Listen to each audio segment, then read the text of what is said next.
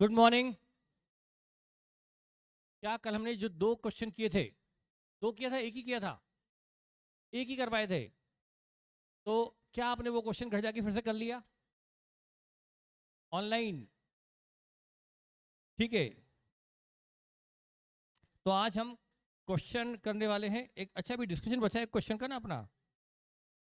Single entry में हम एक क्वेश्चन डिस्कस कर रहे थे, ये वाला।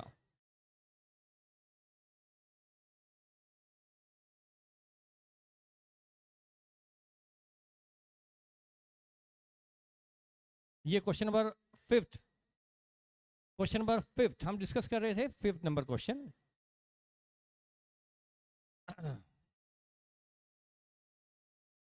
हम इन्वेस्टमेंट पर डिस्कस कर रहे थे।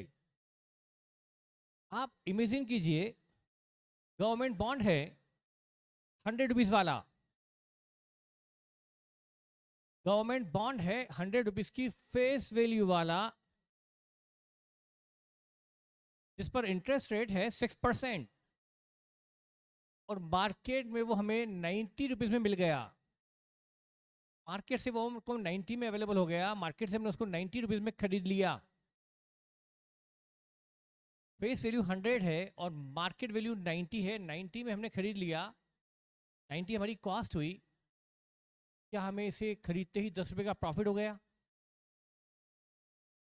आपको लगा था कि हाँ सर प्रॉफिट हो गया, कि 100 की चीज 90 में मिल गई तो 10 रुपये का प्रॉफिट हो गया।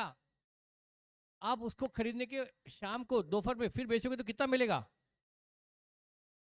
आप यदि उसको खरीदने के तुरंत 2 घंटे बाद वापस बेच दोगे तो क्या आपको 100 रुपये फेस वैल्यू मिल जाएगी? मतलब आपसे मार्केट में कोई फेस वैल्यू पे खरीद लेगा? आपसे 90 में खरीदेगा ना वो। तो फेस वैल्यू तो सिर्फ जो इशू करता है उसके लिए काम की होती है, वो भी इंटरेस्ट देने के लिए। तो उस पॉइंट ऑफ व्यू से हमारे लिए इंपॉर्टेंट है कॉस्ट। तो हम इन्वेस्टमेंट टू बैंक या इन्वेस्टमेंट टू कैश करेंगे 90 रुपीज से, यानी कॉस्ट ऑफ इन्वेस्टमेंट से। लेकिन जब इंटरेस्ट कैलकुलेट करने की बात आएगी तो इंटरेस्ट कैलकुलेट 100 रुपीज पे होगा। क्या और समझाऊं इस पॉइंट को? नहीं समझ में आया तो और समझाता हूँ, एग्जाम्पल लेके समझाता हूँ। और जब तक समझ में नहीं आएगा तब तक मैं आपको समझाता रहूंगा, जब तक की तरह आपकी तरफ से ये कंसेंट ना मिल जाए कि सर समझ में आ गया। चलो, टाइम आप ही का है, और डिटेल में जाके समझाता हूँ। मैं सोच कोशिश करता हूँ कि टाइम बच जाए पहले शॉर्ट में, और शॉर्ट में काम ना चले तो डिटेल में, कोई बात नहीं। मान लीजिए एक स्टेट गवर्नमेंट है, यूपी स्टेट गवर्नमेंट। इसने फंड रेजिंग के लिए 6% यूपी गवर्नमेंट बॉन्ड इशू किए, 100 रुपीज वाले, 100 रुपीज वाले गवर्नमेंट बॉन्ड इशू किए। तो मिस्टर वर्मा ने 100 रुपीज पे करके यूपी गवर्नमेंट को 100 रुपीज पे करके ये गवर्नमेंट बॉन्ड 100 रुपये में खरीद लिया यूपी गवर्नमेंट से, जिस पर उसको 6% ब्याज मिलेगा। अब हुआ ये कि कुछ समय बाद, अच्छा ये जो 6% गवर्नमेंट बॉन्ड है ये मार्केट में लिस्टेड है, शेयर मार्केट में लिस्टेड है, स्टॉक लिस्ट में लिस्टेड है, तो इसकी मार्केट में खरीदी बिक्री हो रही है। मिस्टर वर्मा को आफ्टर 1 ईयर, अच्छा इसकी मेच्योरिटी है 5 ईयर, मतलब गवर्नमेंट इसका 100 रुपये कब पे करेगी? 5 साल बाद पे करेगी। यदि 5 साल बाद गवर्नमेंट 100 रुपये पे करने वाली है, तो गवर्नमेंट ने प्रॉमिस किया है कि हम 5 साल बाद इसको 100 रुपीज में रिडीम करेंगे, तो गवर्नमेंट 100 पे करेगी, ठीक है। पर मार्केट, अच्छा इधर मिस्टर वर्मा ने 100 में खरीदा था, तो मिस्टर वर्मा के लिए 100 रुपये क्या थी? कॉस्ट। अब इधर मिस्टर वर्मा, इधर मिस्टर शर्मा। 1 साल बाद मिस्टर वर्मा को फंड्स की जरूरत पड़ी, तो उन्होंने ये गवर्नमेंट बॉन्ड बेचने के लिए मार्केट में गए। मार्केट में इसका रेट 97 चल रहा है। रेट कम क्यों हो गया? तो में खरीदा था मिस्टर वर्मा ने, आज 97 क्यों हो गया? अब जब डिटेल में जा ही रहे हैं तो बहुत डिटेल में जाऊं, ताकि इसके बाद तीसरा एग्जाम्पल मुझे न लेना पड़े। टाइम आप ही का है, वेस्ट होगा तो आपका, यूटिलाइज होगा तो आपका। जब तक आप ना कहो कि सर समझ में आ गया, तब तक तो मैं अभी तो एग्जाम्पल एग्जाम्पल लेता रहूँगा। तो 97 में मिस्टर वर्मा ने ये, अब मार्केट में बेचने के तो 97 से ऊपर कोई देने को तैयार नहीं है। अब मिस्टर वर्मा इसको बेचने आते हैं, और चिल्लाते हैं मार्केट में कि हमें 100 मिल जाए, 100 मिल जाए, 100 मिल जाए। भाई मैंने 100 में खरीदा तो मुझे 100 मिलना चाहिए, मुझे 100 में मैंने खरीदा तो मुझे 100 में ही मिलना चाहिए, मुझे भी 100 मिलना चाहिए। ये बात मिस्टर वर्मा की सही है क्या, कि मैंने 100 में खरीदा मुझे 100 में ही मिले? आपकी तरफ से तो आप तो ये कह रहे हैं कि 100 की चीज़ 100 में ही बिकना चाहिए उनकी, और मार्केट 100 देने को तैयार ही नहीं है। हो सकता है मार्केट में 7% एमपी गवर्नमेंट के बॉन्ड आ चुके हैं। अब एमपी गवर्नमेंट 100 रुपए पर 7% ब्याज दे रही है, और यूपी गवर्नमेंट 100 रुपए पर 6% ब्याज दे रही है, तो इससे मार्केट रेट कम हो जाएंगे। इस किसके रेट कम हो जाएंगे, एमपी गवर्नमेंट के या यूपी गवर्नमेंट के? क्योंकि लोग कहेंगे भाई तुम 100 पर 7 रुपये ब्याज दे रही है एमपी गवर्नमेंट, और तुम 100 पर 6 ही दे रहे हो, तो मार्केट में इस यूपी गवर्नमेंट के बॉन्ड की वैल्यू कम हो जाएगी। मैंने रीजन भी बता दिया, और क्या चाहिए आपको? ये रीजन समझ में नहीं आया तो और रीजन भी दूं, 2-4। ये रीजन समझ में नहीं आया कि सर रेट कम होने का रीजन हमें तो डाइजेस्ट नहीं हुआ, और रीजन दे दूं? तो मार्केट में रेट इसका 97 हो गया, समझ में आ गया क्या आगे 97 क्यों हो गया? अच्छा, अब मिस्टर वर्मा ने 100 रुपए की चीज 97 बेच दी, तो ठीक है, उनको 3 रुपए का हटा हुआ क्योंकि खरीदे 100 में थी, बेची। अच्छा, मिस्टर शर्मा ने 97 में खरीदी, अब मिस्टर शर्मा ने खरीदी 97 में, तो आपके हिसाब से, पूरी क्लास के हिसाब से, तो उन्हें 3 रुपए का प्रॉफिट हो गया।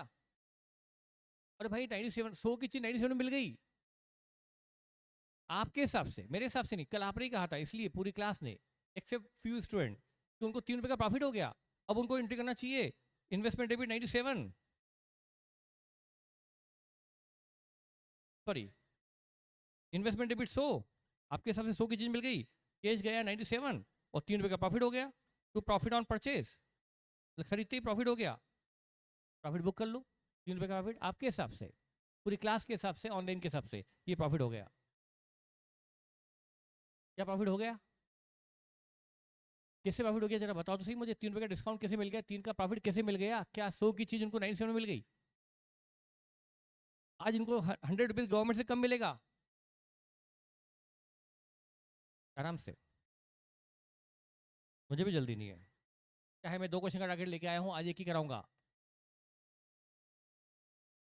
इनको गवर्नमेंट से 100 कम मिलेगा 5 साल बाद, अभी तो एक ही साल हुआ है, अभी तो एक ही साल हुआ है, तो कहाँ गवर्नमेंट 100 दे देगी? तो अभी इनको यदि ये मिस्टर शर्मा ने ये इन्वेस्टमेंट खरीदे 97 में, आज मिस्टर शर्मा खरीदने के, आज इनको मिस्टर शर्मा ने ये 97 में खरीद लिए, तो मिस्टर शर्मा के लिए 97 कॉस्ट हो गई। खरीदा 97 में है, कॉस्ट 97 है, पर ब्याज किस में मिलेगा? गवर्नमेंट से 100 की फेस वैल्यू पे गवर्नमेंट ब्याज देगी 100 रुपीज की फेस वैल्यू पर कॉस्ट तो 97 होगी। और 3 रुपए का प्रॉफिट अभी हुआ नहीं, यदि बेचने गए तब रेट 95 हो गए, तो और बेचने गए तब राइट और डाउन भी हो सकते हैं, तो रेट डाउन हो गए तो लॉस हो गया। और रेट यदि 96 हो गए तो लॉस, रेट 98 हो गए तो प्रॉफिट तब होगा जब बेचने जाएंगे तब। लेकिन 100 रुपये तो फेस वैल्यू तब मिलेगी जब इसको वो 4 साल और होल्ड करेंगे, तब जाके उनको 100 मिलेगा, तब तक तो 100 मिलने का सवाल ही नहीं। तो इन्वेस्टमेंट जब खरीदते हैं तो कॉस्ट पे रिकॉर्ड होते हैं या फेस वैल्यू पर? नहीं समझ में आया हो तो मैं और कोई एग्जांपल ढूंढने की कोशिश करता हूँ। मेरे पास इतना अनुभव है कि मैं आपको जब तक समझ में नहीं आया तब तक समझाने के लिए पूरी कोशिश कर सकता हूँ, और मुझे कामयाबी मिलेगी मुझे पता है, पर मैं पहले कोशिश करता हूँ कि इन शॉर्ट समझ में आ जाए तो टाइम बच जाए। नहीं आया तो और एग्जांपल लो, नहीं आया तो और लो। तो इन्वेस्टमेंट खरीदते हैं कॉस्ट पर, और कॉस्ट ही हमारी बैलेंस शीट में आती है। फेस वैल्यू तो सिर्फ इंटरेस्ट रिकॉर्डिंग के लिए होता है। तो यहाँ पर हमारे क्वेश्चन में 96% पर खरीद, 96% पर इन्वेस्टमेंट खरीदे। क्वेश्चन में पढ़ो पढ़ो, इन्वेस्टमेंट परचेस किए 96% पर, और पेमेंट किया है 96,000, ये पेमेंट किया है। 4% गवर्नमेंट बॉन्ड परचेज्ड एट 96%। इसका मतलब 100 रुपए की फेस वैल्यू की चीज इन्हें 98 रुपये में मिल गई है। ये क्वेश्चन ने कहा है 96% पे खरीदा, मतलब तो ये जो 96,000 पेमेंट किया है ये तो हमारी हो गई, लेकिन इसकी फेस वैल्यू हुई ₹1,00,000। तो हमें इंटरेस्ट जो 4% कैलकुलेट करना होगा वो 4,000 साल भर का फेस वैल्यू पे होगा, लेकिन बैलेंस शीट में 96 आएगा और बैंक अकाउंट से भी 96 जाएगा। और क्योंकि ये इंटरेस्ट पूरे साल भर का है और अभी इन्वेस्टमेंट खरीदे को साल में 6 महीने हुए हैं, इन्वेस्टमेंट परचेज किए को 6 महीने हुए हैं, तो 2000 का अक्रूड इंटरेस्ट रिकॉर्ड किया जाएगा। ठीक है, मुझे लग रहा है कि अभी भी समझ में नहीं आया कि ये मैं क्या करवा रहा हूँ।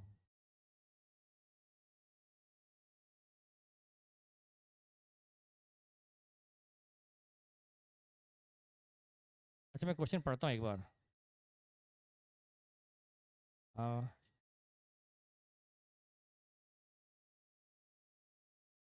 देखो फिर से पढ़ता हूँ। 4% government securities purchased at 96%। Purchase at 96% मतलब क्या हुआ? 96% पर खरीदी मतलब क्या हुआ? मुझे तो कोई जल्दी नहीं, पहले एक पॉइंट में 10 मिनट क्यों ना लग जाए। 96% में खरीदे मतलब 100 रुपये की चीज 96 में मिल गई। तो यदि फेस वैल्यू 100 है तो कॉस्ट 96 है। तो ऐसा इन्होंने यदि 96,000 का पेमेंट किया, क्योंकि ये कॉलम क्या है, receipt and payment during the year, ये है पेमेंट ड्यूरिंग द ईयर, तो ये तो पेमेंट साइड है, इतना तो पेमेंट हुआ है। तो 96 इन्वेस्टमेंट खरीदे उसकी फेस वैल्यू है या 96 का पेमेंट किया गया है? पेमेंट किया गया। यदि 96 का पेमेंट किया गया तो ये तो हमारी कॉस्ट हो गई, जितना पेमेंट करते हो तो हमारी कॉस्ट होती है। तो 96 हमारी कॉस्ट है, तो फेस वैल्यू हमारी हुई रुपीज़ 1 लाख। समझ में आ गया हो तो मैं अगले पॉइंट पर जाने की कोशिश कर सकता हूँ, नहीं तो मुझे कोई जल्दबाजी नहीं है। हम एक दिन पूरा इस पॉइंट पे दे सकते हैं। एक क्वेश्चन क्या आ गया, एक्सपेंसेस दिए हुए हैं 175 एक्सपेंसेस। जितने आप लोग डल रहोगे मेरी स्पीड उतनी कम हो जाएगी। जितना अच्छा रिप्लाई आप लोगों से मिलेगा, जितना आपके फेस से मुझे दिखाई देगा कि आप एक्टिवली समझ रहे हो, रिस्पॉन्स दे रहे हो, तो मैं जल्दी करूँगा, नहीं तो मुझे भी कोई जल्दी नहीं। आराम से सैटरडे है, दो नहीं एक ही क्वेश्चन करेंगे। धीरे धीरे मैं भी धीरे धीरे पढ़ाऊंगा, बहुत धीरे धीरे पढ़ाऊंगा। ये है column 2 receipt and payment during the year की इन्फॉर्मेशन नंबर 1 2 3 4, ये सब ये इन्फॉर्मेशन चल रही है रिसिप्ट पेमेंट की। तो ये 175 लिखा है एक्सपेंसेस, ये लिखा है एक्सपेंसेस आराम से। तो ये एक्सपेंसेस क्या है? एक्सपेंसेस इस वर्ष ड्यूरिंग फॉर द ईयर है, यानी एक्सपेंसेस इनकर्ड है या एक्सपेंसेस पेड है, क्योंकि ये पेमेंट साइड दी हुई है, पेमेंट्स ड्यूरिंग द ईयर, तो ये है एक्सपेंसेस पेड। तो एक्सपेंसेस पेड मतलब कैश बुक में आते हैं और इसको इनकट पे लाना पड़ेगा आउटस्टैंडिंग का एडजस्टमेंट करते हुए, तो ये है एक्सपेंसेस पेड। ठीक है, फिर है मिसलेनियस इनकम, ये तो ये भी हमें मिली गई है। इधर sales are affected so is to realise a GP of 33 point, गलती से 33 आ गया, 33.33% ऑन सेल। जीपी रेट है 1/3 on cell, GP rate 1/3 on sale है। फिर गुड्स कॉस्टिंग ₹9,000,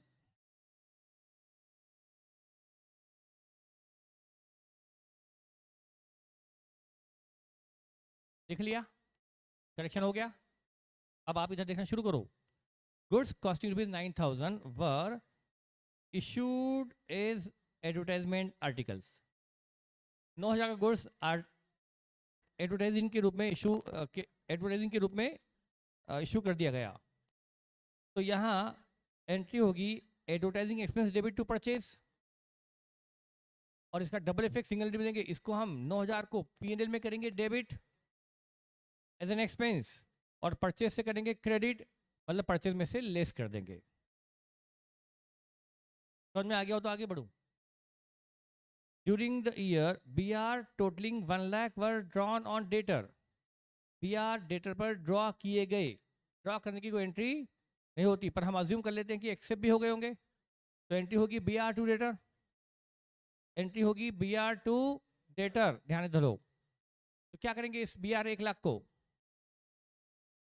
डेटर से कम ज्यादा मुझे नहीं आता, डेटर से क्रेडिट और BR में डेबिट।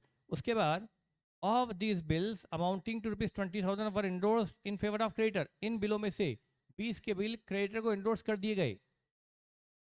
क्रेडिटर में डेबिट, BR में क्रेडिट, क्रेडिटर कम कर देंगे, BR भी कम कर देंगे, लेकिन एंट्री होगी क्रेडिटर टू BR, BR में क्रेडिट, क्रेडिटर में debit. Of his latter amount, latter मतलब ये LATTER वाला लेटर है, लेटर मतलब बाद वाला, लेटर मतलब बाद वाला अमाउंट, मतलब पहले अमाउंट था 1 लाख, उसके बाद लिखा गया 20,000, बाद वाला मतलब 20,000 में से a bill amounting to 4,000 was dishonoured by debtor, उस 20,000 के बिल में से 4 का बिल डिसऑनर हो गया। यह है डिसऑनर ऑफ इंडोर्स बिल। मेरे ख्याल से बेसिक में मैंने बताया था, डिसऑनर ऑफ इंडोर्स बिल, हमने जो बिल क्रेडिटर को इंडोर्स किए थे वो डिसऑनर हो गए, तो हमें क्रेडिटर भी बढ़ाने पड़ेंगे और डेटर भी बढ़ाने पड़ेंगे। तो डेटर को करेंगे डेबिट बढ़ाने के लिए और क्रेडिटर को करेंगे क्रेडिट बढ़ाने के लिए। फिर capital introduced during the year by proprietor by check was omitted to be recorded in cash book. Capital introduced by proprietor by check was omitted to be recorded in cash book.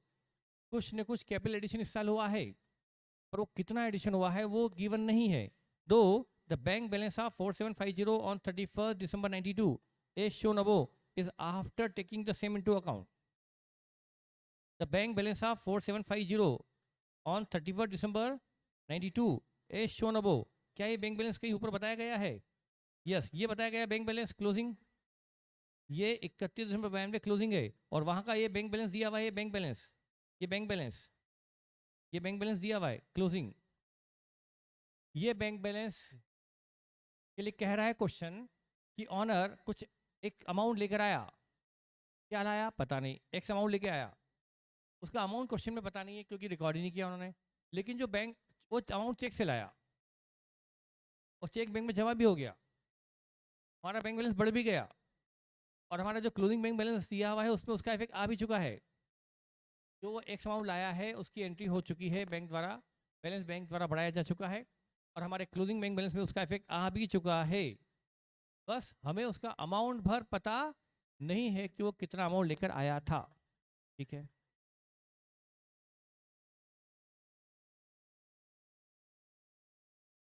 फिर collection from debtor, collection from, अच्छा ये तो हो गया हमारा, ये हो गया सारा point. Charge depreciation at the rate of 10% पर non furniture. Rate of depreciation क्या है? ये इसने क्वेश्चन बनाने वाले ने थोड़ी ग्रामेटिकल मिस्टेक की है,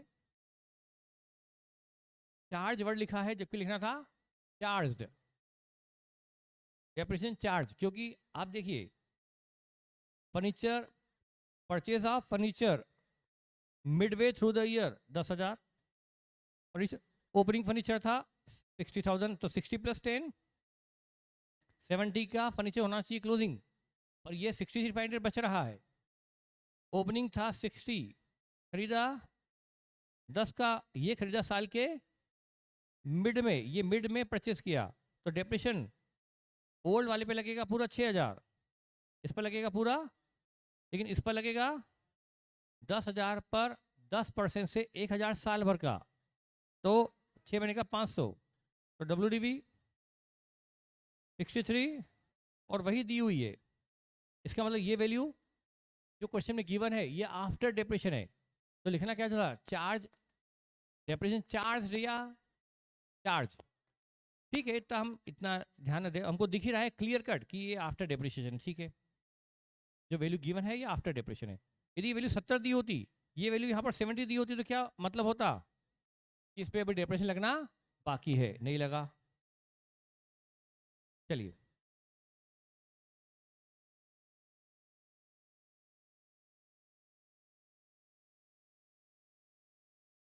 अब हम शुरू करते हैं सॉल्यूशन। क्वेश्चन आपके सामने है, मैं सॉल्यूशन स्टार्ट करता हूँ। ये फॉर्मेट बना के लाया हूँ ताकि हमारा जल्दी को सॉल्यूशन हो जाए। फॉर्मेट बना के लाया हूँ, ट्रेडिंग P&L बैलेंस शीट, क्या ओपनिंग केवल निकालनी पड़ेगी क्योंकि ओपनिंग बैलेंस शीट दी हुई नहीं है, और कैश बैंक कंबाइंड बनेगा या अलग अलग बनेगा, कंबाइंड, और डेटर अकाउंट क्रेडिट अकाउंट, बस, और बाकी रिक्वायर्ड वर्किंग नोट जो भी जरूरी होंगे। PR अकाउंट भी है क्या? यस, PR अकाउंट बना लेता हूँ मैं। Bills रिसीवल account, working number 5, bills रिसीवल account.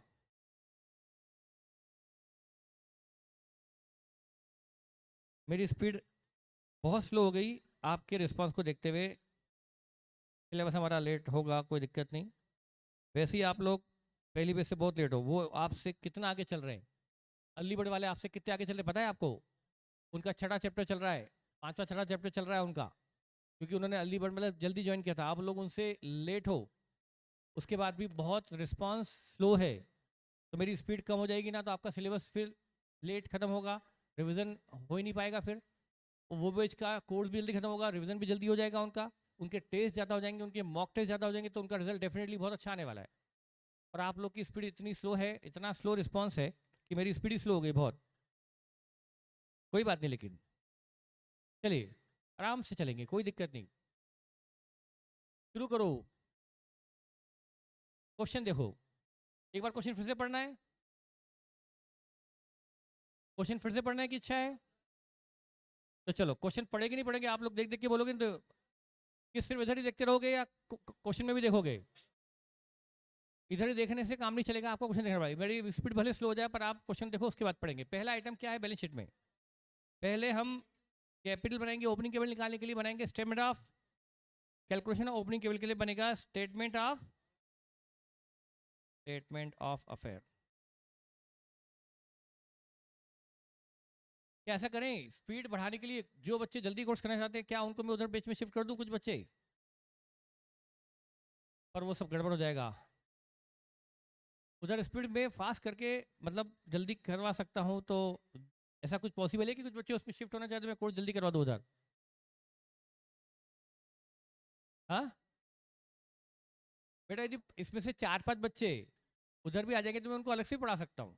मुझे तो ऐसे बच्चे चाहिए जो रैंक लाने के लिए, तो इतने स्लो स्पीड से, इतने स्लो रिस्पॉन्स से मैं क्या पढ़ाऊंगा आपको? कोई चीज़ पूछते हैं तो जवाब देने में आपको, कोई जवाब देने में 2-4 बच्चे बोलते हैं बस, ये इधर के आगे कुछ बच्चे होते हैं, इधर के कुछ बच्चे बोलते हैं, उधर से 2-4 बच्चे जवाब देते हैं, बाकी तो सुनते रहते हैं कि भाई ठीक है। तो मेरी स्पीड स्लो हो जाती है, मुझे लगता है कि बच्चों को समझ में नहीं आ रहा तो मैं स्लो कर देता हूँ। तो इससे हमारा क्या होगा, जो रैंक लाना चाहते हैं इस बेच से उनको दिक्कत आ जाएगी, इस स्लो स्पीड से वो मुश्किल में आ जाएंगे। तो कम से कम उनका नुकसान तो ना हो पूरी क्लास की वजह से। तो मैं कुछ बच्चों को उधर शिफ्ट कर दूँ तो मुझे कोई दिक्कत ही नहीं रहेगी फिर। करें ऐसा अरेंजमेंट कुछ?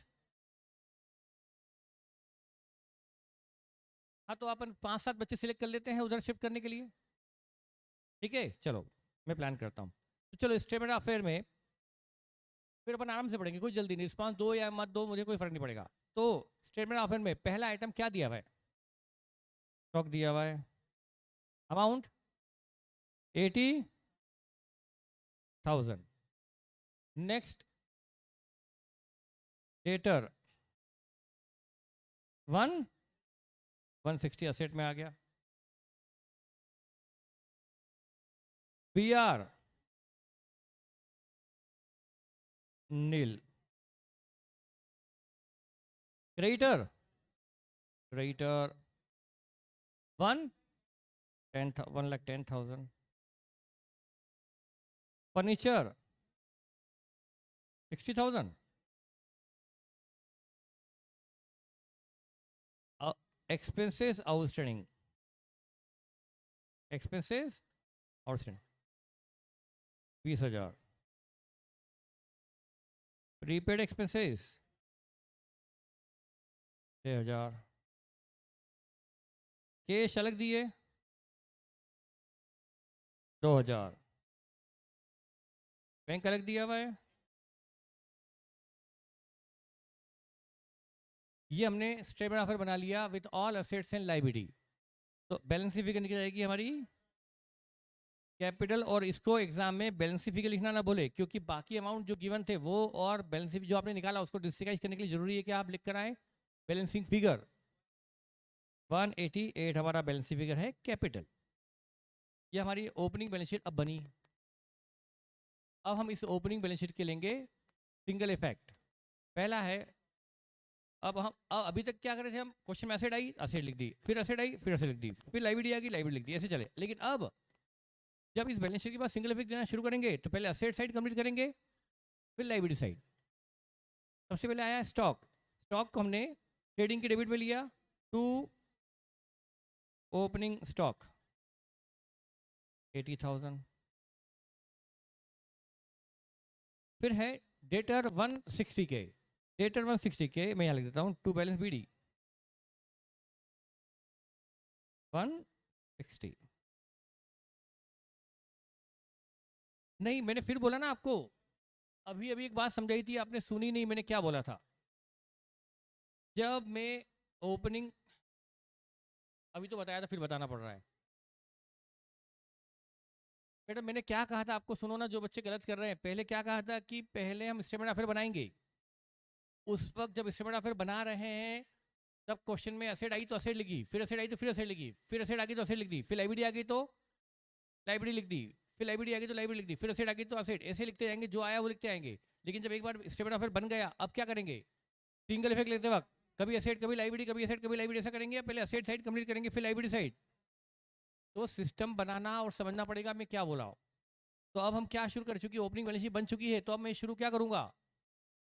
अब मैं क्वेश्चन देखूंगा या अब मैं बैलेंस शीट देखूंगा? तो इसमें पहले असेट साइड फिर लाइब्रेरी साइड। तो पहले स्टॉक लिया, फिर डेटा लिया, फिर बी आर। बी आर कितना है? नील। तो लिखना पड़ेगा B R to balance B D. इसको नील लिखना पड़ेगा। ये नील क्यों लिखना पड़ेगा? ताकि ये ध्यान रहे कि ये बैलेंस फिगर नहीं है, ये अननोन नहीं है, बल्कि जीरो है। उसके बाद फर्नीचर 60,000, इसके लिए अकाउंट बनाने की बेहतर है बैलेंस शीट में ही इसका अकाउंट ले लूँ। फर्नीचर 60,000 का मैंने ले लिया फर्नीचर। इसके बाद प्रीपेड एक्सपेंसेस। प्रीपेड एक्सपेंसेस ये वो एक्सपेंसेस जो पे हो गए थे लास्ट ईयर पर हैं, तो उसको एक्सपेंस में जोड़ना पड़ेगा। तो इसको हम पीएनएल में, यहाँ जो एक्सपेंसेस आने वाले हैं, यहाँ एक्सपेंसेस पेड आने वाले हैं, एक्सपेंसेस जो आएंगे उसमें opening prepaid plus 6,000। Opening prepaid को मैंने 6,000 को जोड़ दिया। कैश और बैंक, कैश अकाउंट और बैंक अकाउंट, ये कैश बैंक मैंने बना रखा है वर्किंग नोट में। इसमें टू बैलेंस बीडी, चूंकि ये कैश बैंक कंबाइंड बना है, तो कैश 2,000, बैंक 10,000, टोटल मिलाकर ये मैंने 12,000 यहाँ दिखा दिया कंबाइंड, क्योंकि आगे ट्रांजेक्शन कंबाइंड दिए हुए हैं इसलिए बैलेंस भी कंबाइंड दिखा दिया। ये हमारी बैलेंस शीट की असेट साइड का सिंगल इफेक्ट हो गया। कोई जल्दी नहीं मुझे, मैं आराम से लिखूंगा और आराम से जमा जमा के लिखूंगा। अब आई कैपिटल 188 की क्लोजिंग कैपिटल। जल्दी कराने के लिए मुझे रिस्पॉन्स बिल्कुल अच्छा वाला चाहिए होता है, डल डल वाला नहीं चाहिए होता है। तो कैपिटल में लिखी 188 आराम से। पहले मैं जल्दी करता था, फटाफट फटाफट करता था, फिगर भी कैसे लिखता हूँ, टेक्स्ट भी कैसे लिखता कि जल्दी हो जाए। अब मुझे जल्दी की जरूरत ही नहीं है। क्रेडिटर 1,10,000। क्यों मैं मेरी राइटिंग और क्यों मैं जल्दी कर कर आपका टाइम बचाऊं, जबकि आपको टाइम बचाने की इच्छा ही नहीं है। 1,10,000 ओपनिंग क्रेडिट लिख दिए। आउटस्टैंडिंग एक्सपेंसेस, ये एक्सपेंसेस का ट्रीटमेंट मेरे सोचने के पहले आप सोच लो तो बेहतर है। 10 सेकंड दिए सोचने के लिए, क्या करना चाहिए। ये एक्सपेंसेस हैं पिछले साल के, हैं belongs to previous year but paid इस साल, तो इसलिए यहाँ जो पेड है ये एक्सपेंसेस पेड में से लेस करना पड़ेगा, माइनस ओपनिंग आउटस्टैंडिंग 20,000। तो दिख भी गया ओपनिंग पीरियड जुड़े हैं तो ओपनिंग आउटस्टैंडिंग घटेंगे। इसके बाद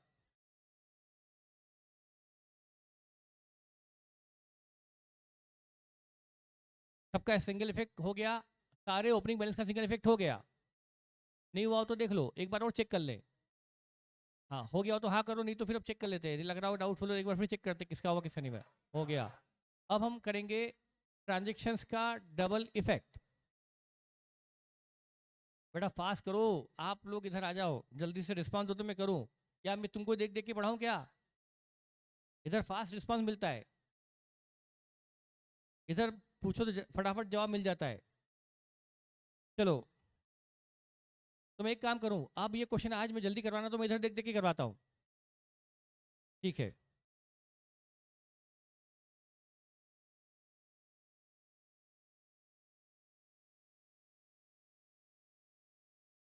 कर लिया क्वेश्चन? कितने क्वेश्चन, कितने बच्चों ने कर लिया घर पर? बेटा तुम क्या करो बेटा, तो बेटा कम से कम ये आप जिन्होंने जल्दी करवा लिया, यदि यही मुझे अच्छा रिस्पॉन्स देते फटाफट फटाफट, आप दो के अलावा और भी ना बेटा, तो मुझे मुझे अच्छा लगता है कि हाँ क्लास में बच्चे रिस्पॉन्स दे रहे, तो शायद मैं आगे बढ़ता। आप लोग ने कर लिया तो आप लोग क्या हो गया, शायद आप लोग को लगा वाकई सही है कि आप क्वेश्चन कर चुके तो जवाब क्या दें, क्वेश्चन ही कर चुके, तो इसलिए फिर मुझे लगता है कि भाई बच्चे रिस्पॉन्स नहीं दे रहे, तो मुझे लगता है कि समझ, तो मुझे क्या लगता है समझ में नहीं आ रहा, और नहीं आ रहा तो फिर मुझे स्लो करना पड़ता है कि भाई समझ में नहीं आ रहा तो जल्दी कराने का फ़ायदा क्या, इसलिए मैं स्लो कराता हूँ कि आपको समझ में तो आए, कम से कम इतना इंपॉर्टेंट क्वेश्चन में जल्दी करा दूँ, समझ में ना आए तो मेरे जल्दी कराने का कोई मीनिंग नहीं है, इसलिए मेरी स्पीड स्लो हो गई कि आपको समझ में आना चाहिए, कहीं हवा में क्वेश्चन ना उड़ जाए, नहीं तो आप मेरी स्पीड देख ही चुके हो, मैं कितनी स्पीड से क्वेश्चन करवा सकता हूँ। और कायदे से तो क्लास में 20 बच्चे तो ऐसे हैं जिनको ये क्वेश्चन कराने की जरूरत ही नहीं थी, डिस्कस करने के बाद ही कर लेते वो, मैं पूरी सिंगल एंट्री डिस्कस कर करके खत्म कर सकता हूँ, पूरी सिंगल एंट्री 4 घंटे में नहीं 3 घंटे में सिंगल एंट्री खत्म कर सकता हूँ मैं, डिस्कस कर करके। है क्लास में 20 बच्चे ऐसे हैं जिनको मैं 3 घंटे में सिंगल एंट्री खत्म कर सकता हूँ आज की डेट में, उनको डिस्कस करूंगा वो पूरे क्वेश्चन कर लाएंगे, और बेटा ऐसा हो नहीं पाता।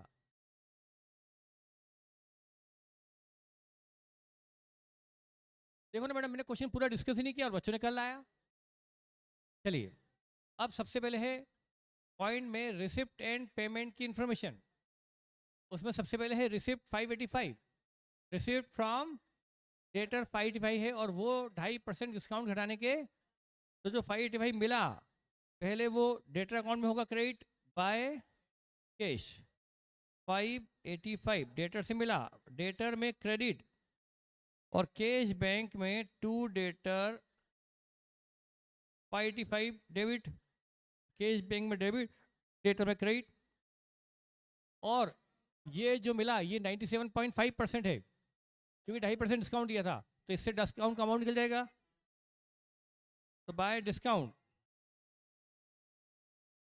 ये जो 585 है इसको डिवाइड कितने से करूं, ये 97 पॉइंट, ये 97.5% है, इसको 97.5 से डिवाइड करूं और 2.5 से गुणा करूं, तो डिस्काउंट आ गया 15,000, डेटर में क्रेडिट, और पीएनएल में टू डिस्काउंट अलाउड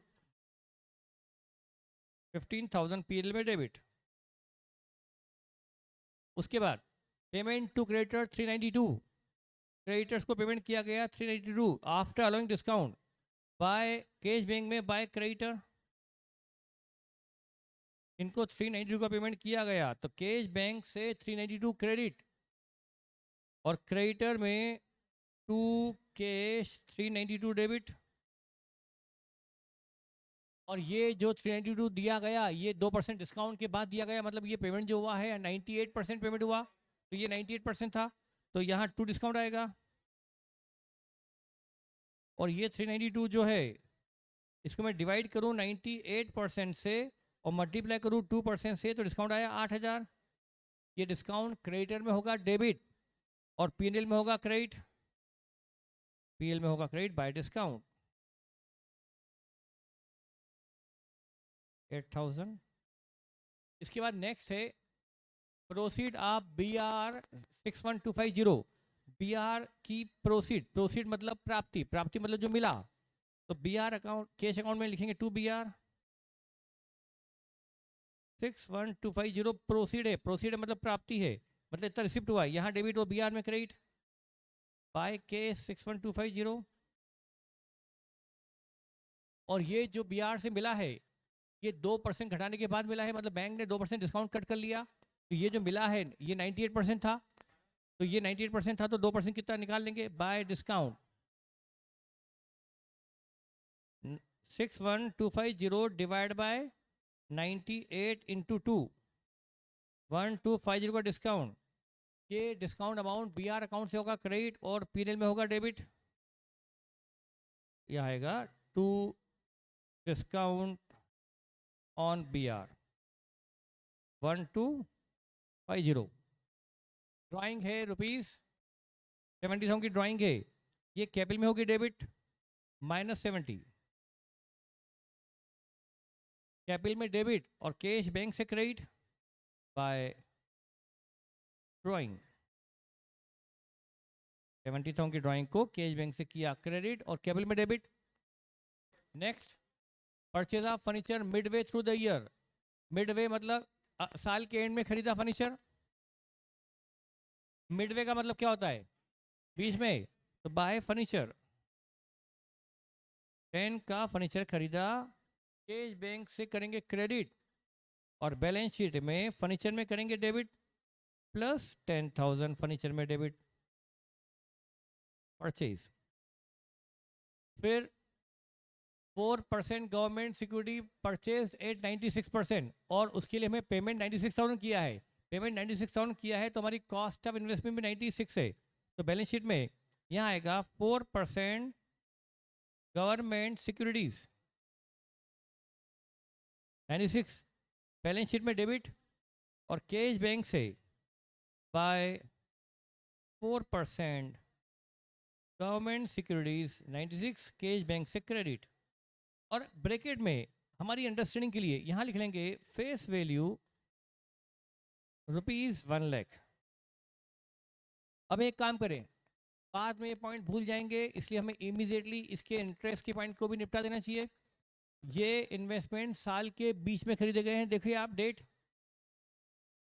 देखिए कब खरीदे गए, साल के। तो इस पर इंटरेस्ट बना 6 महीने का, और वो इंटरेस्ट मिल गया होता तो हमारी रिसिप्ट साइड में इंटरेस्ट आ गया होता। मिला नहीं है मतलब वो अक्रू बेसिस पे एंट्री पास करनी पड़ेगी। एंट्री होती है accrue interest debit to interest, तो उस अक्रू इंटरेस्ट को बैलेंस शीट में करेंगे debit. Accrued interest balance sheet में 2000 असेट में करेंगे डेबिट, और P&L में by interest on 4% government bond या गवर्नमेंट सिक्योरिटीज। फेस वैल्यू 1,00,000, 1,00,000 का 4% 6 मंथ। ये वर्किंग नोट आप यहीं बना दो। 2000 कैसे आया, 2000 बताना जरूरी है। तो P&L में क्रेडिट और असेट साइड में डेबिट, ये हो गया 2000 का अक्रूड इंटरेस्ट फॉर 6 मंथ। इसके बाद एक्सपेंसेस पेड 175, ये 175 एक्सपेंसेस पेड, P&L में इनर कॉलम में 175 डेबिट, P&L के इनर कॉलम में डेबिट, और कैश बैंक से बाय एक्सपेंसेस करके क्रेडिट।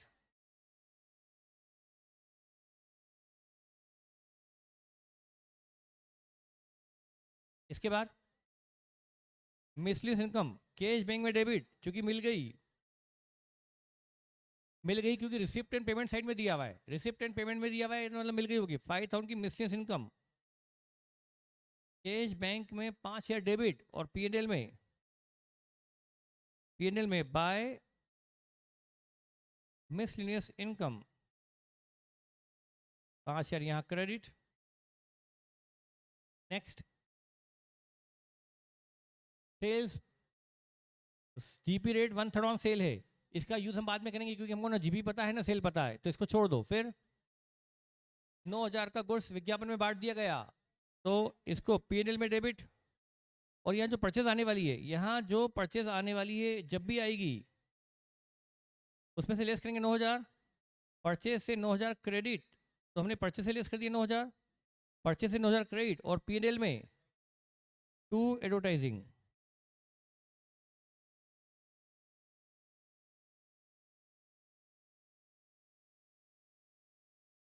9,000 P&L में डेबिट और परचेज अकाउंट से क्रेडिट। देन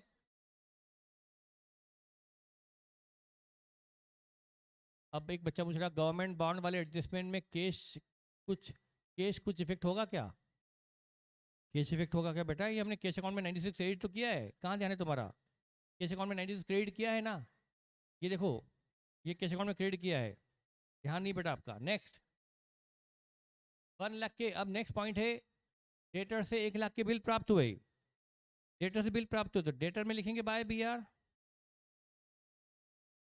1,00,000 के BR मिले तो डेटर अकाउंट से 1,00,000 क्रेडिट, और BR अकाउंट में टू डेटर इतना स्लो चल रहा हूँ फिर भी क्वेश्चन को बच्चों को डबल इफेक्ट याद नहीं कि मैंने कौन कौन से डबल इफेक्ट दे दिए, कभी हम सिंगल इफेक्ट देते ही नहीं है। फिर 20,000 के बिल क्रेडिटर को इंडोर्स, ये जो बी आर आए इसमें से 20 के बिल क्रेडिटर को इंडोर्स कर दिए गए, तो क्रेडिटर अकाउंट से क्रेडिट बाय क्रेडिटर 20,000 के बी आर अकाउंट से क्रेडिट और क्रेडिटर में 2 BR, 20,000 से हमने क्रेडिटर भी कम कर दिए और बी आर भी कम कर दिए। देन इसमें से ये जो 20 वाला है, ऑफ दिस लेटर अमाउंट, इस बाद वाले 20,000 में से 4 के बिल डिसऑनर हो गए। जब बिल मिले थे तो हमने डेटा कम कर दिए थे, और जब हमने बिल क्रेडिटर को दिए थे तो हमने क्रेडिटर कम कर दिए थे। डेटर से मिले थे बी आर, तब हमने डेटा कम कर दिए थे, ये सोचकर पेमेंट मिल जाएगा। और वो बिल जो हमने क्रेडिटर को दिए थे तो ये क्रेडिटर भी कम कर दिए थे कि बिल का पेमेंट ड्यू डेट पे हो जाएगा, पर बिल का पेमेंट ड्यू डेट पे नहीं हुआ तो हमें डेटर भी बढ़ाने पड़ेंगे और क्रेडिटर भी बढ़ाने पड़ेंगे। तो एंट्री होगी डेटर टू क्रेडिटर। तो डेटर में क्रेडिटर में लिखेंगे बाय डेटर,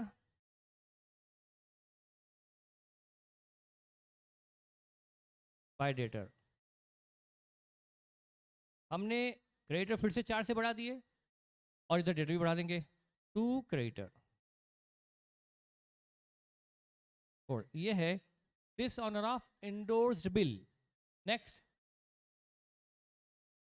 ड्राइंग, वो ड्राइंग हमारा बैलेंस शीट आने वाला है। कुछ ड्राइंग हुई है यहाँ से हमारे बैंक अकाउंट से, ये केज बैंक है, यहाँ से कुछ ड्राइंग हुई है बाय ड्राइंग, सॉरी ड्राइंग नहीं, केबल इंट्रोड्यूस है, sorry sorry sorry, cable introduce. Drawing तो गिवन है, वही मैंने कहा ड्राइंग तो गिवन थी 70, यहाँ आएगी 2 कैपिटल, ये कैपिटल आएगी हमारी बैलेंसिंग। क्वेश्चन ने कहा है कि कैपिटल इंट्रोड्यूस तो है पर उसका डेटा अननोन है, निकाल लेंगे। ये कैपिटल यहाँ डेबिट होगी कैश बैंक में और कैपिटल में क्रेडिट होगी, इसको छोड़ दो अभी, अननोन है। नेक्स्ट, अब हमें नहीं, बैंक बैलेंस तो उधर से लेंगे ना ऊपर से। अब हम शुरू करें क्लोजिंग बैलेंसेस की डेप्रिसिएशन। डेप्रिसिएशन ले लेते हैं यहाँ पर फर्नीचर पर डेप्रिसिएशन, जो हमारी 60 वाली एसेट है, 60 वाली एसेट पे तो 6,000 साल भर का, और 10,000 वाली एसेट पर 500 फॉर 6 मंथ, तो डेप्रिसिएशन हुआ 6,500। यहाँ क्रेडिट और पीएनएल में debit to depreciation,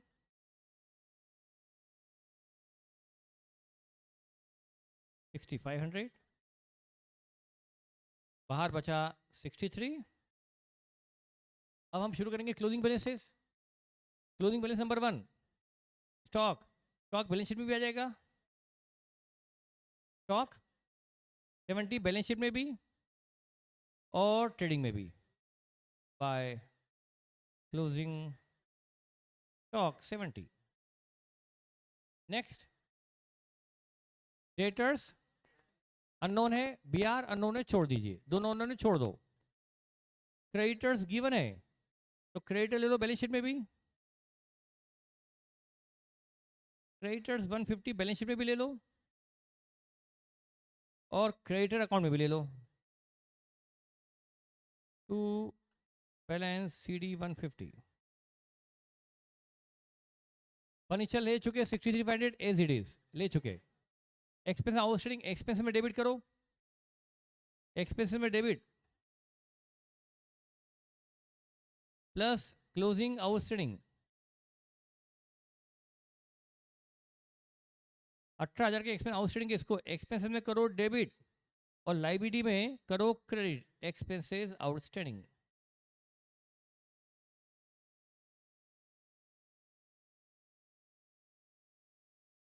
prepaid expenses, prepaid expense जो हमने एक्सपेंसेस पे कर दिए उसमें कुछ एक्सपेंसेस अगले साल के पे कर दिए, तो एक्सपेंसेस पेड जो है उसमें कुछ खर्चे चूंकि अगले साल के लिए पे कर दिए तो एक्सपेंसेस लेस करो, यानी एक्सपेंसेस से क्रेडिट। और प्रीपेड एंट्री होती है prepaid expenses to expenses, entry होती है प्रीपेड एक्सपेंस नाम की एसेट डेबिट और एक्सपेंसेस को कम करने के लिए एक्सपेंसेस को क्रेडिट, तो ये प्रीपेड एक्सपेंस बैलेंस शीट की एसेट में आ जाएंगे। प्रीपेड एक्सपेंसेस 7,000 असेट में डेबिट और एक्सपेंसेस से 7,000 माइनस, मतलब एक्सपेंसेस क्रेडिट। तो बाहर एक्सपेंसेस बाहर आएंगे 170 फाइनली। ये है एक्सपेंसेस इंकर्ड, ये है एक्सपेंसेस फॉर द ईयर। तो 175 तो एक्सपेंसेस पेड थे और 172 एक्सपेंसेस इनकर्ड है, ये है expenses for the year. 175 expenses है कैश बेसिस पर और 172 है एक्सपेंसेस अक्रूवल बेसिस पर। नेक्स्ट, कैश एंड बैंक का बैलेंस यहाँ दिखाना पड़ेगा। बैलेंस शीट में भी कैश कितनी 15 और बैंक और ये बैंक बैलेंस करेक्ट है, इसमें करेक्शन रिक्वायर्ड नहीं, ये यहाँ भी दिखाया जाए और यहाँ पर बाय बैलेंस सीडी कैश 1500 और बैंक 4750 करेक्ट है।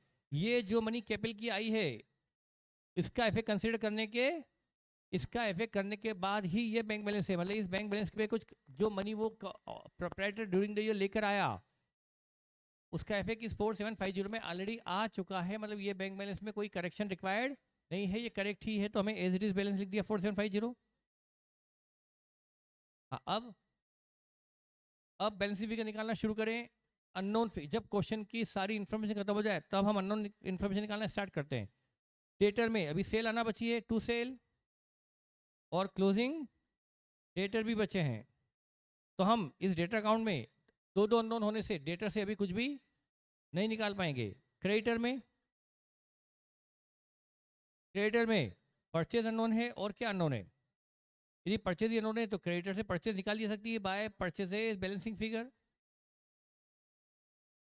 ये होगा हमारा बैलेंसिंग फिगर 456 की परचेज हमारा बैलेंसिंग फिगर है।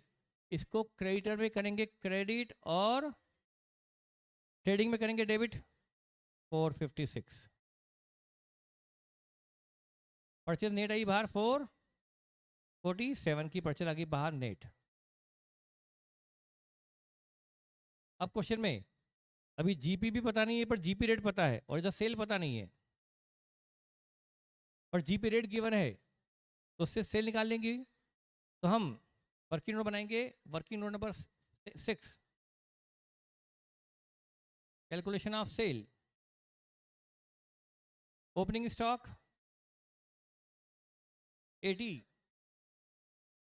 एड परचेजेस 456 लेस, नहीं आप परचेज वही दिखा देते ना बेटा, नेट 447 तो लेस करने की जरूरत ही नहीं पड़ती ना। लेस क्लोजिंग स्टॉक, ये आ गया COGS cost of good sold 457 8GP 1/3 on cell तो 1/2 on cost, 1/3 on cell that is 1/2 on cost. 2,28,000 GP आ गया। सेल 6,80,000 आ गई सेल। अब हमें सेल भी पता है, जीपी भी पता है। सेल है 685,500, इस पूरी सेल को हम क्रेडिट सेल अज्यूम कर लेंगे और ये इतना कॉमन एजम्पशन है कि इस एजम्पशन को लिखने की आवश्यकता भी नहीं कि हमने इसकी पूरी सेल को क्रेडिट माना है। तो इस सेल को डेटर में करेंगे डेबिट। 6,85,500 की सेल को हमने वर्किंग नोट नंबर 6 से निकाला, इसको हमने डेटर में किया डेबिट और ट्रेडिंग में करेंगे क्रेडिट 685,500 और जीपी भी तो निकल चुका है वर्किंग नोट नंबर 6 में। 228,500 ट्रेडिंग अकाउंट में डेबिट और पीएनएल में ये 228,500 का जीपी पीएनएल में क्रेडिट। अब इधर नेट प्रॉफिट निकल जाएगा, to net profit balancing figure 39750 ये नेट प्रॉफिट 39750 पीएनएल से डेबिट और कैपिटल में 39750 का प्रॉफिट कैपिटल में क्रेडिट। अच्छा इधर पीएनएल का काम खत्म। इधर statement of affair, cash bank से क्या निकलने वाला है? अच्छा लेकिन अभी केज बैंक में अच्छा सब कुछ आ चुका है क्या? कैपिटल इंट्रोड्यूस निकल जाएगा। केज बैंक में कितना 86,000 का एडिशन टू कैपिटल आ रहा है balance figure of cash and bank account. 86,000 cash bank में कहीं से आया है, पर कहाँ से आया क्वेश्चन ने दे रखा है कि इस साल कैपिटल एडिशन था, पर उसका डेटा उसका अमाउंट हिडन है। तो 86 जो आया होगा कैश बैंक में कहाँ से आया होगा? वही कैपिटल एडिशन ही रहा होगा। तो 86,000 कैश बैंक में डेबिट और कैपिटल में क्रेडिट प्लस 86,000, बस कैपिटल फाइनल बाहर लिख दो 243।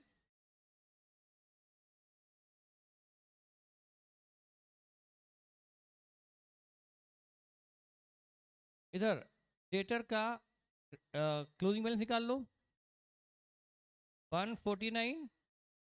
ये डेटर का क्लोजिंग बैलेंस जो अननोन था वो आ गया 149,500। ये यहाँ भी दिखा दो और डेटर्स बैलेंस शीट में भी दिखा दो 149। बीआर का बैलेंस भी निकाल लो by balance c d closing BR 17,500 के बीआर अभी भी बचे हुए। ये 17,500 बीआर बीआर अकाउंट में भी दिखा दो और बैलेंस शीट में भी दिखा दो।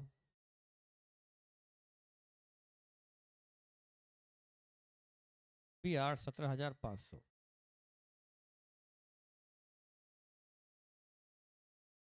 इस तरह से हमारा एक क्वेश्चन कंप्लीट हुआ। बैलेंस शीट का टोटल 41,750। ये हो गया बैलेंस शीट का टोटल। ठीक है, ये हमारा क्वेश्चन नंबर 5 कंप्लीट हुआ। अब कोई डाउट हो तो पूछ लो। टाइम तो बहुत लग गया है, लगेगा ही सही। कोई दिक्कत नहीं बेटा, इंपॉर्टेंट है क्वेश्चन ढंग से होना चाहिए, ना कि हम इतनी स्पीड से करें कि समझ ही नहीं आए। आप स्पीड तो हमेशा आपके हाथ में रहेगी, मतलब पूरा हाँ, आप के कंट्रोल में है मेरी स्पीड। फास्ट स्लो एवरेज जो भी चाहोगे आपके ही हिसाब से चलूंगा मैं। मुझे तो बहुत स्लो और बहुत फास्ट दोनों चलना आता है। आप जैसा चाहोगे, आपका जैसा रिस्पांस होगा, आपकी जो अंडरस्टैंडिंग होगी, इंपॉर्टेंट है अंडरस्टैंडिंग। आपकी स्पीड से मतलब ये नहीं कि सिर्फ फास्ट चला दो, समझ में आ रहा है नहीं आ रहा है मतलब नहीं, समझ में आए तभी हमें आगे चलना चाहिए। चलिए, ये क्वेश्चन हो गया हमारा 5th नंबर।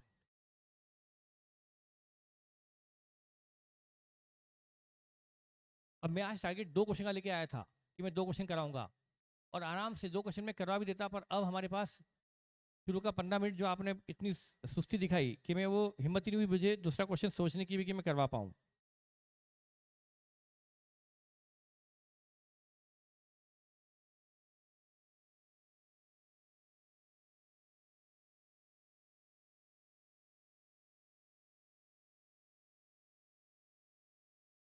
डिस्कस करना है।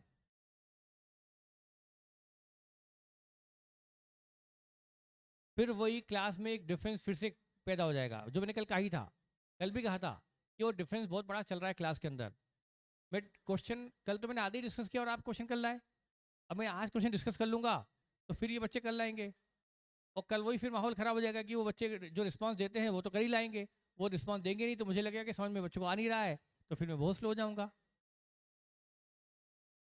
बोलो।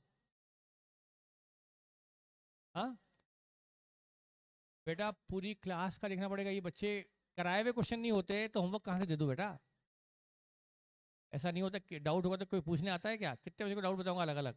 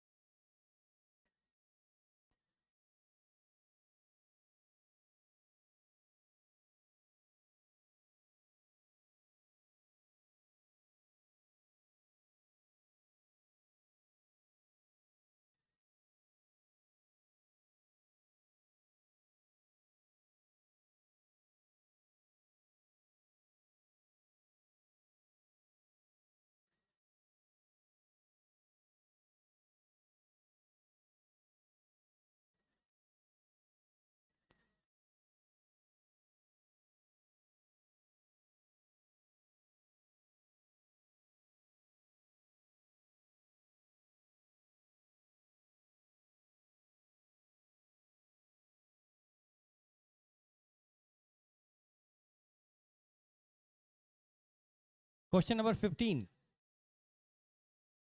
क्वेश्चन नंबर 15,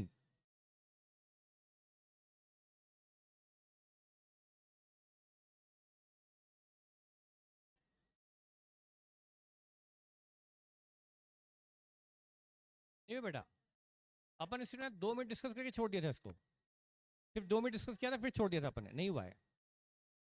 करंट रेशो की मैंने बात की थी पर मैंने उसके बाद ये क्वेश्चन डिस्कस ही नहीं किया था। ये आपके मिलता जुलता क्वेश्चन है पर वही नहीं है, एज इट इज नहीं है, मिलता जुलता है।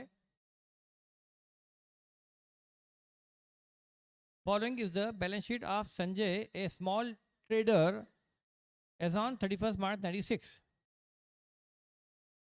Question number 15, small trader Sanjay की बैलेंस शीट गिवन है, फिक्स्ड एसेट है 1,45,000 रुपीज इन 1000 है ना, ठीक है रुपीज ओनली 145 है क्या?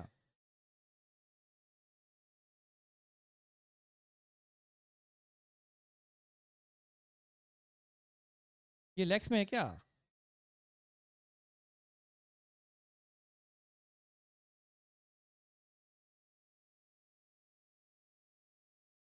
आप 50,000 590,000 में है ना ये?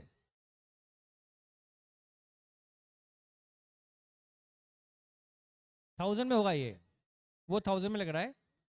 Fixed asset 1,45,000, stock 40,000, debtor 50, cash 5,000, bank balance 10,000, capital 2 lakh और क्रेडिटर 50,000। ये हमें ओपनिंग बैलेंस शीट गिवन है, यानी ओपनिंग स्टेटमेंट ऑफ अफेयर बनाने की जरूरत नहीं है। A fire destroyed the accounting record as well as the closing cash of the trader on 31 March 97। A fire, बेटा ये बैलेंस शीट दी है मार्च 96 की और फायर हो गई मार्च 97 में, after just after 1 year, destroying record as well as closing cash. यहाँ पर कैशियर कैश लेके भागा नहीं, बल्कि तो यहाँ पर भी क्लोजिंग कैश जल गई, तो वो क्लोजिंग कैश जो हम बैलेंस शीट में दिखाने वाले थे उस क्लोजिंग कैश को हम कैश अकाउंट से क्रेडिट कर पीएल में डेबिट कर देंगे और कैश बैलेंस जीरो दिखा देंगे, कैश बैलेंस जीरो आएगा और रिकॉर्ड भी जल गए, ठीक है।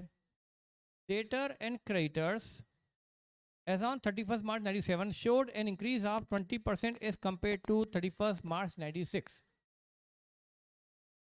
अब मैं देखो ये कंफर्म है, ये 15-20 बच्चे तो क्वेश्चन करके ले आएंगे। और बेटा ये डिफरेंस आज जो चल रहा है ना, मैं आपको चैलेंज करता हूँ, ये डिफरेंस आज नहीं एग्जाम तक चलेगा, रिजल्ट तक चलेगा। जो बच्चे जल्दी क्वेश्चन घर पे करके ले आते हैं इनका रिजल्ट बाकी बच्चों से बेहतर कंफर्म होगा। ये डिफरेंस आज नहीं आगे तक चलेगा, पूरे रिजल्ट पर इसका इफेक्ट आता है। इसलिए जो बच्चे थोड़े स्लो हैं थोड़ा सा फास्ट होने की कोशिश करें, अपने साथी बच्चों को थोड़ा सा अपना कॉम्पिटिटर मानकर उनके बराबर आने की कोशिश करें। यही एक अच्छी हेल्दी कॉम्पिटिशन का बेनिफिट यही होता है कि वो कौन से अनोखे इंसान है, वो भी इसी क्लास में बैठे हैं, यही समझ रहे हैं, वो कल आते क्योंकि उनमें डिवोशन है, उनमें करने की मतलब एक इच्छा है कि हमें क्वेश्चन घर से करके लाना है। और हमको क्या है, ठीक है सर कल कराएंगे ना, देख लेंगे ना, तो बेटा आप तो ये क्वेश्चन भी देखिए डेफिनेटली वो करके ले आएंगे। तो क्या मतलब हुआ इसका, कोई बता रहा है? आप बेटा आप लोग तो जवाब दे दे कि मैं आप लोगों से जवाब सुन सुन के मैं तो पक गया हूँ। आप लोग हमेशा जवाब देते हो, हर बात पर जवाब देते हो, अच्छी बात है, बहुत अच्छी बात है, लेकिन नए बच्चों को भी तो आगे आना पड़ेगा। क्या इतनी सिंपल सी बात भी समझ में नहीं आ रही आपको? तो मैं समझाऊंगा, कोई बात नहीं, पर देखो तो सही आप लोग क्या जवाब देते हो। अब आप देखो डिफरेंस, ये डिफरेंस देखो कि एक सिंपल सी बात जो लिखी हुई है वो आप बताने की पोजीशन में नहीं हो। यस, इधर डेटर 60 और क्रेडिटर भी 60। यस, ये इधर ऑनलाइन, हाँ ये आप जो बता रहे हैं इधर कि डेटर क्रेडिटर दोनों क्लोजिंग पे दे दिए गए। जो ओपनिंग है उससे 20% ज़्यादा है क्लोजिंग, यानी ओपनिंग 50 है तो क्लोजिंग 20% जोड़ के 60 है।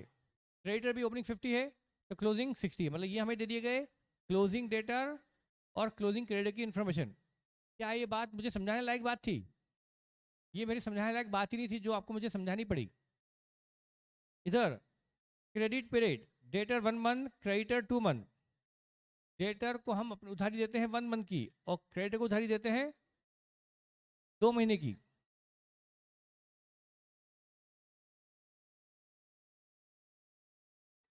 अब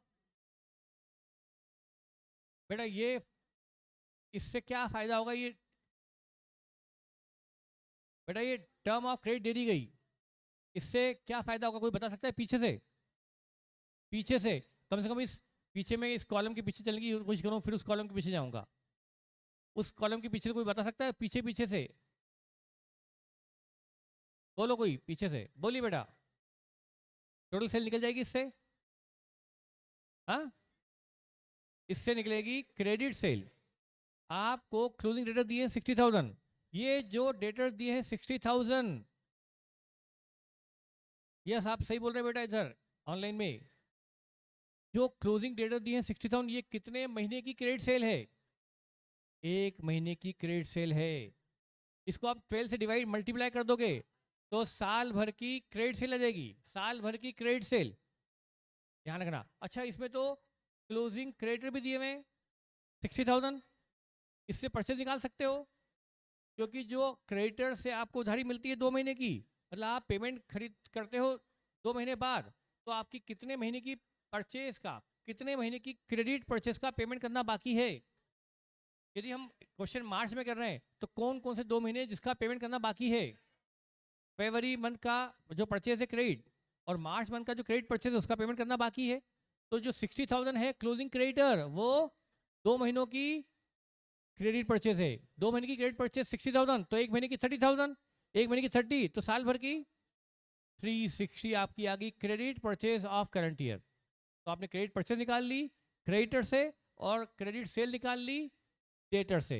अब आप चाहो तो बस मैं क्या करूंगा, इसी चीज को लिखकर बता दूंगा, तो आपका काम आसान हो जाएगा, करना नहीं पड़ेगा। और आप यदि सीए में ढंग से रिजल्ट लाना चाहते हो तो टीचर का लोड कम कर दो, अपना लोड बढ़ा लो, टाइम बचाओ, जितना टाइम आप बचाओगे मेरा उतना टाइम आपका बचेगा। ठीक है, नेक्स्ट है stock was maintain at the same level through out the year. Stock was maintain at same level, यदि ओपनिंग 40 था तो क्लोजिंग भी तो आपको ओपनिंग स्टॉक पता है, क्लोजिंग स्टॉक पता पड़ गया, क्रेडिट सेल पता पड़ गई, क्रेडिट परचेज पता पड़ गई। फिर cash cell constitute 20% of total, cash cell constitute 20% of total, मतलब आपकी जो क्रेडिट सेल निकली थी वो 80% थी, उसको 80% से डिवाइड कर लोगे तो आपकी टोटल सेल आ जाएगी।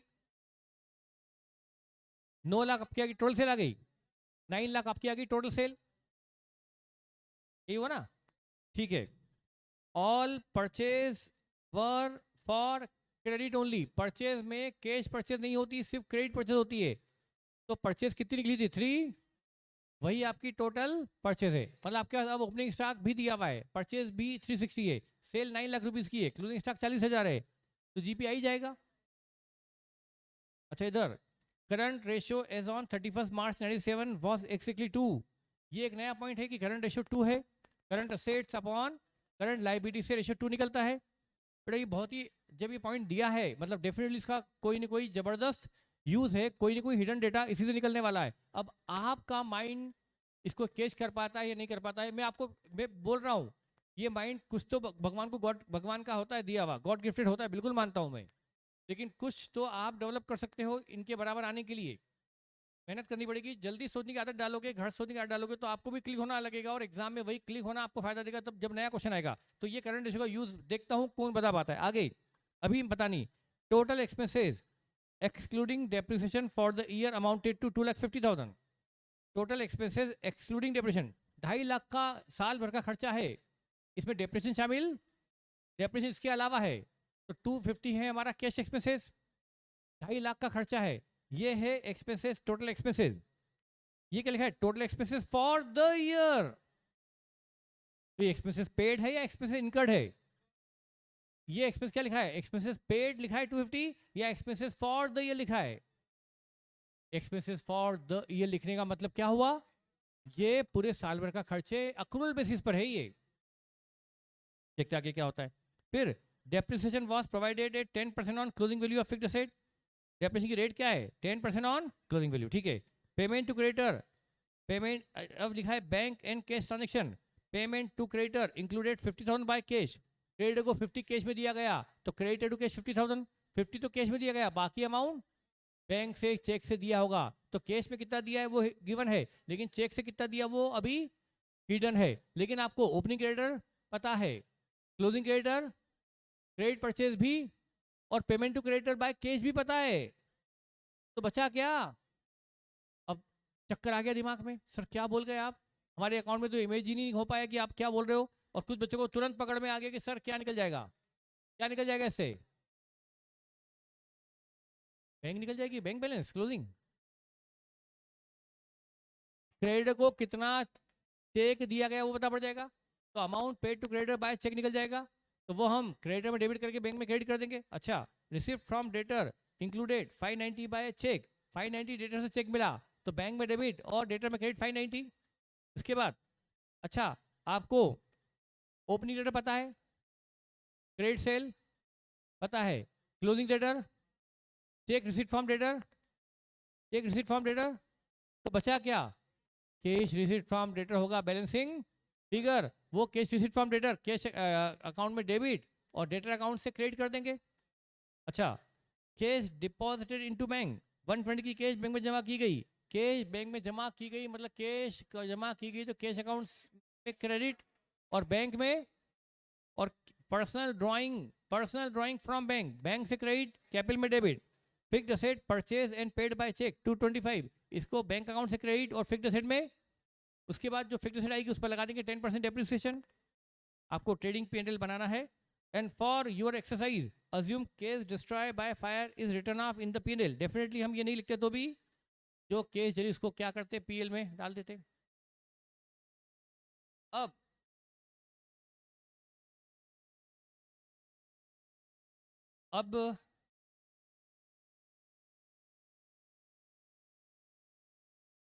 ये क्वेश्चन का सबसे मजेदार पॉइंट तो अभी बच गया।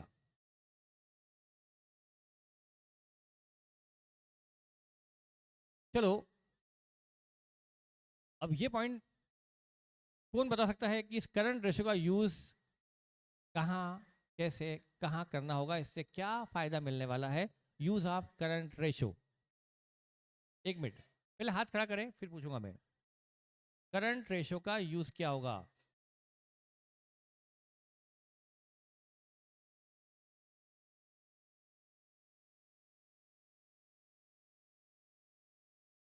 शेर शौर्य, बेटा जो बताया शौर्य ने वो सही बताया ऑनलाइन में। अच्छा शौर्य, श्रेय, श्रेय ने सही बताया। और इधर ब्रजलाल पाटीदार ने भी सही बताया है। दो तो इधर ऑनलाइन ने सही बता दिए, ऑनलाइन में दो बच्चों ने सही बता दिया। अब देखते हैं फेस टू फेस में क्या हाल है, किसमें क्या बता, दोनों सही बता दिया है, मैं नाम ले चुका हूं। अब इधर से कौन बताना चाहता है?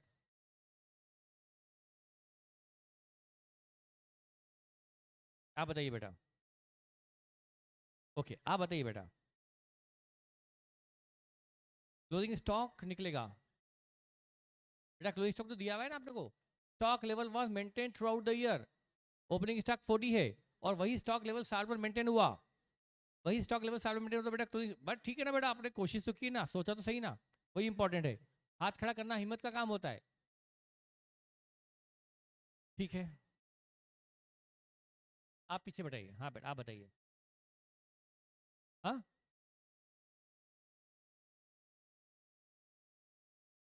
बिल्कुल। आ, ठीक है बेटा, प्रिंसी साहू ने भी सही बता दिया, आपने भी सही बता दिया। अब मैं इधर के नाम तो ले लेता हूँ, ऑनलाइन वाले फेस टू फेस के नाम ले नहीं पाता हूँ, पर क्या मतलब आपको नाम से, आपने सही बताया बेटा।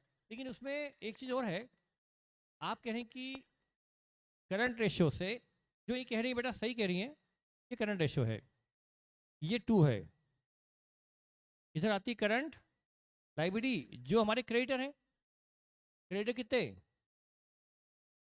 तो करंट एसेट कितनी आ गई, 120 क्या आ गई, करंट एसेट आ गई, ये थी बैलेंसिंग फिगर, ये करंट एसेट आ गई, क्योंकि रेशियो 2 दिया हुआ है ना, करंट लाइबिलिटी 60 है और रेशियो 2 है, मतलब करंट एसेट उससे डबल है, तो 120 क्या आ गई, करंट एसेट। अच्छा करंट एसेट जो 120 आई, इस करंट एसेट में से क्या क्या हमको नोन है, करंट एसेट में से क्या क्या पता है, ये हमारी है करंट एसेट 120, इसमें से स्टॉक कितना पता है अपने को,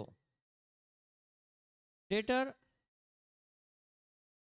कैश, नील, कैश तो नील है, कैश है लेकिन वो नील है, तो बचा क्या, बैंक बैलेंस हमको पता नहीं, वो हो जाएगा हमारा बैलेंसिंग फिगर, कितना 20,000 क्या आ गया बैंक का क्लोजिंग बैलेंस, क्योंकि करंट रेशियो क्लोजिंग में निकाला गया, ये करंट रेशियो हमेशा कब निकला है, क्लोजिंग में निकाला गया।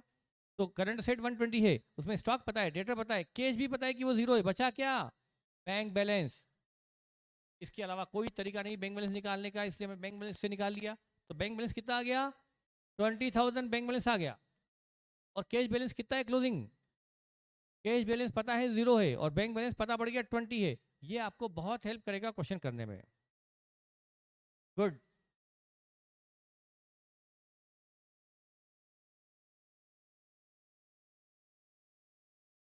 आपका डाउट हो सकता है एक्सपेंसेस को लेकर के, हाँ नहीं ये तो अब वो